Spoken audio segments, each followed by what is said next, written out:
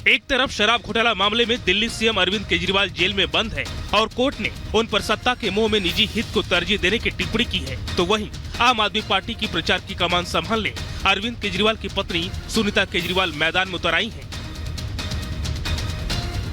आज पूर्वी दिल्ली लोकसभा क्षेत्र में मेगा रोड शो से प्रचार की शुरुआत करेंगी। रविवार को पश्चिमी दिल्ली में जनता से केजरीवाल के लिए समर्थन मांगेंगी। वे दिल्ली के अलावा पंजाब, गुजरात और हरियाणा में भी आप प्रत्याशियों के लिए प्रचार करेंगी। जब से अरविंद केजरीवाल की गिरफ्तारी हुई है, सुनीता केजरीवाल लगातार एक्टिव हैं। वो न सिर्फ दिल्ली की जनता से लगातार बातचीत कर रही हैं, बल्कि पार्टी का कामकाज भी देख रही हैं। रोड शो के दौरान सुनीता के साथ स्थानीय विधायक भी प्रचार करेंगे।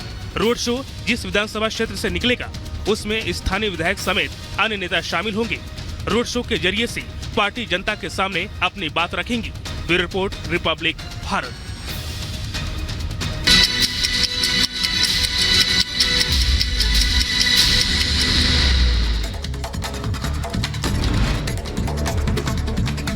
बिहार के दरभंगा में सिलेंडर ब्लास्ट से हड़कंप मचा। हादसे में एक ही परिवार के 6 लोगों की दर्दनाक मौत।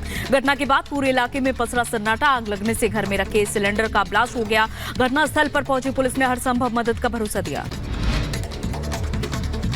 यूपी के रायबरेली में संदिग्ध हालत में गेहूं के खेत में लगी भीषण आग। आग लगने से कई बीघा फसल जलकर राख। मौके पर पहुंची फायर ब्रिगेड की टीम ने आग बुझाई। यूपी के हमीरपुर में तेज रफ्तार कार और बस में टक्कर हो गई। बस की टक्कर में कार के परखच्चे उड़ गए। हादसे में स्टीयरिंग में फंसकर पिता की मौत। मासूम बेटा भी घायल। गंभीर हालत में अस्पताल में भर्ती करवाया गया। बस छोड़कर चालक फरार। यूपी के गाजीपुर में सेप्टिक टैंक की आड़ में चल रहा अवैध शराब का कारोबार। पुलिस ने छापेमारी कर अवैध शराब के 2 कारोबारियों को पकड़ा। मौके से 15 लाख की कीमत की अवैध शराब जब्त। यूपी के सहारनपुर में सरकारी स्कूल में फटी रॉकेट लॉन्चर जैसी चीज। विस्फोट के बाद गिरी स्कूल की दीवार। गांव में अफरा तफरी का माहौल। देवबंद पुलिस ने बम के पुर्जे को कब्जे में लेकर मामले की जांच शुरू की। यूपी के बदायूं में तेज रफ्तार डंपर ने बाइक सवार को रौंद दिया। हादसे में बाइक सवार की मौत, दूसरा जख्मी। गुस्साए परिजनों ने पुलिस से नोकझोंक की। परिजनों का आरोप, पुलिस ने डंपर चालक को भगा दिया। यूपी के बहराइच में किराने की दुकान में घुसा 12 फीट लंबा अजगर। रेस्क्यू के दौरान सड़क पर ट्रैफिक के बीच रेंगता दिखा अजगर। वन विभाग की टीम ने रेस्क्यू कर जंगल में छोड़ा। हरियाणा के सोनीपत में बदायूं के 2 सगे भाइयों की सड़क हादसे में दर्दनाक मौत हो गई। पिकअप गाड़ी ने दोनों भाइयों को पीछे से टक्कर मार दी। परिजनों में कोहराम। यूपी के बहराइच में दरगाह परिसर में झूले के पास संदिग्ध परिस्थितियों में मिली अधेड़ की शव। इलाके में फैली दहशत। पुलिस ने शव को कब्जे में लेकर पोस्टमार्टम के लिए भेजा। दरगाह शरीफ पुलिस मृतक की पहचान कराने में जुटी। यूपी के सुल्तानपुर में महिला की संदिग्ध परिस्थितियों में हुई मौत के मामले में नया खुलासा। पड़ोस में रहने वाले युवक ने हत्या की। पुलिस आरोपी की तलाश में जुटी। योगी आदित्यनाथ जबरदस्त हमला बोले हैं कांग्रेस के ऊपर। बेशरम तक कह दिए। उन्होंने कहा कि जिस गाय की हम पूजा करते हैं, जिस गाय के सम्मान के लिए वर्षों वर्ष तक संघर्ष किया गया है, उसी गाय के गौकसी का वो अधिकार दे रहे हैं अपने मैनिफेस्टो में। इससे बड़ी बात क्या हो सकती है। उत्तर प्रदेश के मुख्यमंत्री योगी आदित्यनाथ बढ़ते हुए कहते हैं कि अपने मैनिफेस्टो में यह अधिकार भी देंगे कि जो वस्तु आपको खाने में ज्यादा अच्छी लगती है उसकी हम छूट देंगे। सीधा सीधा इशारा उन्होंने कहा कि अब ये गौकसी का भी लाइसेंस बांटेंगे। साथ ही मुख्यमंत्री योगी आदित्यनाथ ने यह भी कहा विरासत टैक्स को लेकर कि देखिए कांग्रेस किस तरह से महिलाओं की संपत्ति का सर्वे करेगी और उसके गहने तक भी रख लेगी। तो इस तरह का जो हमला हुआ है वो सीधा सीधा हमला हुआ है। सिर्फ मुख्यमंत्री योगी आदित्यनाथ ही नहीं, प्रधानमंत्री नरेंद्र मोदी भी विरासत टैक्स को लेकर लगातार कांग्रेस के ऊपर हमलावर हैं। वहीं मुख्यमंत्री योगी आदित्यनाथ ने एक बड़ी बात और कही कि कांग्रेस देखो किस तरह की दोहरी राजनीति कर रही है। एक तरफ वो राम के नाम पे कहती थी पहले कि राम का अस्तित्व नहीं है, लेकिन अब कह रही है राम सबके हैं। तो इस तरह की जो राजनीति चल रही है उत्तर प्रदेश में, यानी कि बहुत ही जोर शोर से चुनावी हमला हो रहा है, पॉलिटिकल हमला हो रहा है। अब कांग्रेस इसका बचाव कैसे करती है, कैसे इसको डिफेंड करती है। क्योंकि कांग्रेस ने पहले कहा, जब भारतीय जनता पार्टी ने 400 पार का नारा लगाया तो उन्होंने कहा कि जब ये आएंगे 400 पार का नारा इसलिए लगा रहे कि संविधान बदलेंगे, ये लोकतंत्र बदलेंगे, ये बहुत कुछ बदलेंगे। बिल्कुल, लेकिन जैसा कि आप खुद भी कह रहे हैं राघवेंद्र की कांग्रेस आखिर डिफेंड कब करती है, क्योंकि आरोप जो लगाए जा रहे हैं उस पर अभी तक कांग्रेस की ओर से ऐसी कोई प्रतिक्रिया नहीं आई है कि डिफेंड खुद को कर रही है। बहुत बहुत शुक्रिया राघवेंद्र तमाम जानकारी के लिए। चलिए अब बड़ी खबर का रुख कर लेते हैं। दिल्ली हाईकोर्ट ने आप सरकार को फटकार लगाई है 2 लाख स्कूली बच्चों को किताब देने के मामले में, और ये कहा है सिर्फ केजरीवाल अपना फायदा देख रहे हैं, उन्हें सत्ता का मोह है, उन्हें इस्तीफा दे देना चाहिए था। गिरफ्तारी के बाद उन्होंने इस्तीफा नहीं दिया है और केजरीवाल निजी हित को ऊपर रख रहे हैं। जैसा कि आपको बताते चले कि नगर निगम के स्कूली बच्चों को किताबें नहीं मिल पा रही हैं और इसी बात को लेकर के दिल्ली हाईकोर्ट ने नाराजगी जताई है सीएम केजरीवाल पर और ये कहा है कि केजरीवाल ने अपने निजी हित को ऊपर रखा है। केजरीवाल को सिर्फ सत्ता का मोह है। गिरफ्तारी के बाद भी उन्होंने इस्तीफा नहीं दिया है और इस वजह से बच्चों को नुकसान हो रहा है।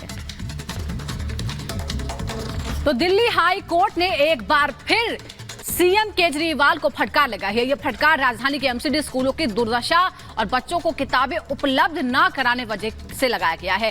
क्या क्या कहा है कोर्ट ने, इस रिपोर्ट में आपको दिखाते हैं।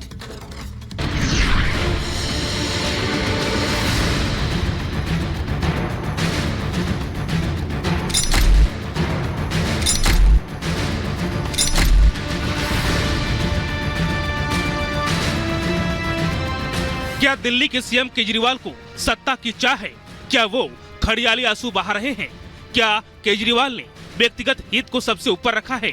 ये सवाल इसलिए क्योंकि दिल्ली हाईकोर्ट ने इन बिंदुओं पर दिल्ली के सीएम को फटकार लगाई। न सिर्फ फटकार लगाई बल्कि ये भी कहा कि हमें उस रास्ते पर जाने के लिए मजबूर कर रहे हैं जिस पर हम नहीं जाना चाहते। आखिर ऐसा क्या हुआ कि हाईकोर्ट केजरीवाल पर भड़क गया, वो भी जानना जरूरी है।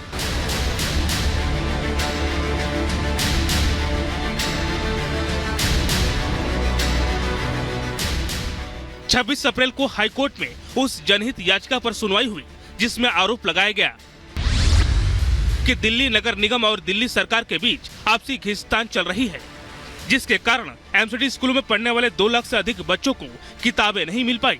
छात्र मजबूरी में टीन शेड में पढ़ाई करने को मजबूर है, जिस पर कोर्ट ने नाराजगी जाहिर करते हुए कहा कि दिल्ली में हालात बहुत खराब हैं और एमसीडी के तहत लगभग हर काम ठप पड़ा है।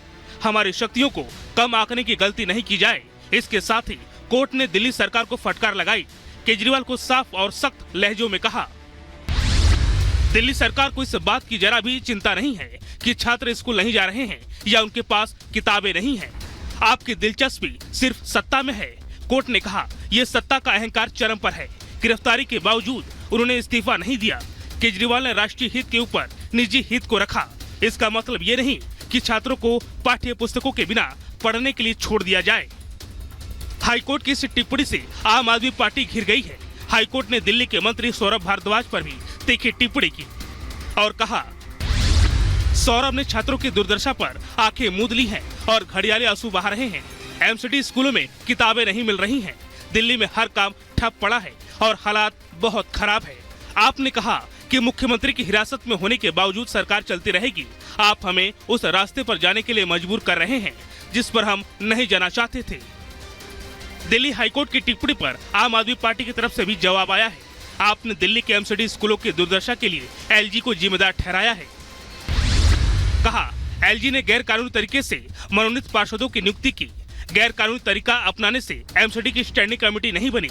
स्टैंडिंग कमेटी नहीं बनने के लिए एलजी जिम्मेदार है। स्टैंडिंग कमेटी न बनने की वजह से एमसीडी का काम रुका हुआ है। स्टैंडिंग कमेटी का मामला सुप्रीम कोर्ट में विचाराधीन है। फिलहाल पूरे मामले में कोर्ट ने दिल्ली सरकार को 2 दिनों में जरूरी कार्रवाई करने का आदेश दिया है। कोर्ट ने कहा कि सोमवार यानी 29 अप्रैल को मामले पर फैसला सुनाया जाएगा। Bureau report, Republic Bharat. और अखिलेश राय हमारे साथ जुड़ चुके हैं। अखिलेश, भले ही सरकारी कामकाज में कितनी भी बाधा है, लेकिन दिल्ली हाईकोर्ट ने भी साफ कह दिया है कि खुद का निजी फायदा देख रहे हैं केजरीवाल। देखिए, ये याचिका पहली बार नहीं आई थी। इसके पहले इस पर कई बार सुनवाई हो चुकी थी, लेकिन हर बार दिल्ली सरकार का जो रवैया था वो टाल मटोल वाला था। और यही वजह है कि जब इस बार हाईकोर्ट के सामने ये मामला आया तो वो नाराज हो चुका है, क्योंकि आपने देखा होगा करीब 2 महीने इस अगले सत्र की पढ़ाई शुरू हो चुकी है। 2 महीने बीत चुके हैं हर स्कूल चल रहे हैं, लेकिन एमसीडी के वो 2 लाख बच्चे जिनके पास न बैग है, न बुक किताबें हैं, न कॉपी है, न ड्रेस है, वो टीन के सेट के नीचे जा रहे हैं, लेकिन उनको पढ़ने के लिए कुछ नहीं मिल रहा है। इस पर कोर्ट नाराज हुआ कि बार बार हमें पूछने के बावजूद आप कभी कहते हैं कि एल्डरमैन की नियुक्ति गलत तरीके से की गई है, जिसको हमने चुनौती दे रखी है। आप कहते हैं कि सचिव को अगर 5 करोड़ से ज्यादा का अमाउंट है तो उसको सचिव को मुख्यमंत्री साइन करके देंगे, और मुख्यमंत्री इस समय न्यायिक हिरासत में है। तो एक तरह से आपकी ये एरोगेंसी दिखाती है कि अगर आप इसी तरह काम करते रहे तो आगे जो बच्चों का भविष्य है उसका क्या होगा। सत्र आगे बढ़ता जा रहा है।